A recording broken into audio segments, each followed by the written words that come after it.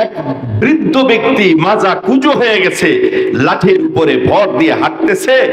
একজন যুবক উপহাস করে বলতেছে, ও বুড়ো, কি তালাশ করো? মাথা নিচু করে কি তালাশ করতেছো? কি হারিয়ে ফেলেছো?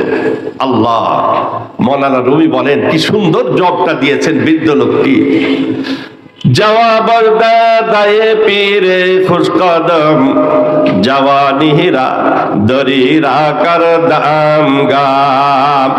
ও যুবক, এই বিসিক এই রোডে চলাচল করতে করতে করতে করতে আমার শৈশবকাল বিদায় নিয়ে গেছে, আমার যৌবনটা এই রাস্তার মাঝেই বিদায় নিয়েছে। ওই মাথা নিচু করে তালাশ করে দেখি আমার ওই যৌবনকালটারে আবার একটু ফিরে পাই কিনা। আমার বন্ধুগণ, ওই হিন্দু ভাইরা যে বিপদগামী হচ্ছে, দিনের বুঝ তাদের নাই। আমার বন্ধুগণ মনে করতেছে আগুনে জ্বালাই পুরাই ছারখার করে দিলাম, শেষ হয়ে গেল। না না না, এটা শেষ নয়। এরপরে একটা পরিণতি, ভয়াবহ পরিণতি আছে।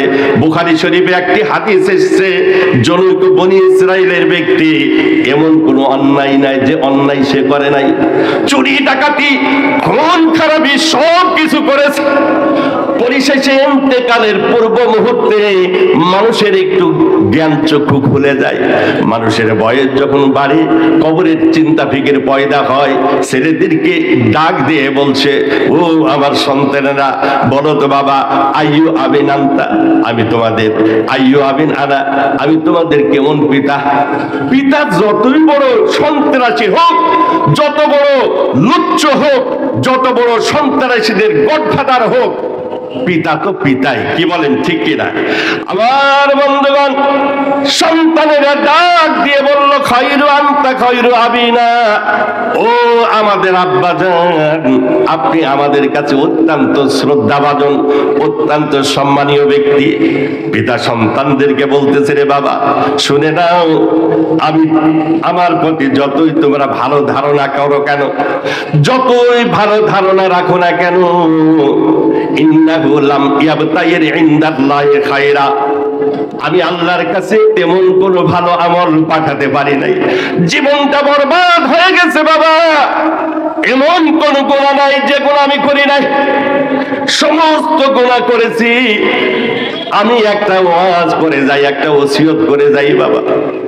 আমি যখন ইজা কুনতু মাইয়াতান, আমি যখন মৃত্যুবরণ করব, শুনে নাও বাবা, আমারে তোমরা মাটিতে কবর দেবে না, আমারে তোমরা জ্বালাইয়ে আমারে কয়লায় পরিণত করবে। ফাইদা সিরতু ফাহমান, যখন আমি পরিপূর্ণ কয়লায় পরিণত হব, ফাসহাকুনি, তখন তোমরা চাকরি দিয়ে কয়লাটারে গুঁড়ো করে ময়দার মতো পিসাই করে একবারে ময়দার পরিণত করবে। আমার বন্ধুগণ, উদ্দেশ্য হলো আল্লাহর পাকড়াও থেকে যেন বেঁচে যেতে পারি। যখন কয়লায় পরিণত হব, চাকরি দিয়ে পেশাই করে আটায় পরিণত করবে।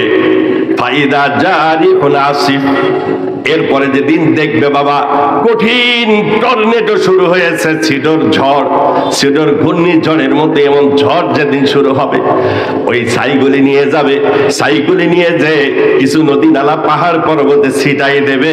হয়তো বা আল্লাহর পাকড়াও থেকে বেঁচে যাব। আল্লাহর পাকড়াও থেকে বাঁচতে পারবে? জোরে বলুন, পারবে?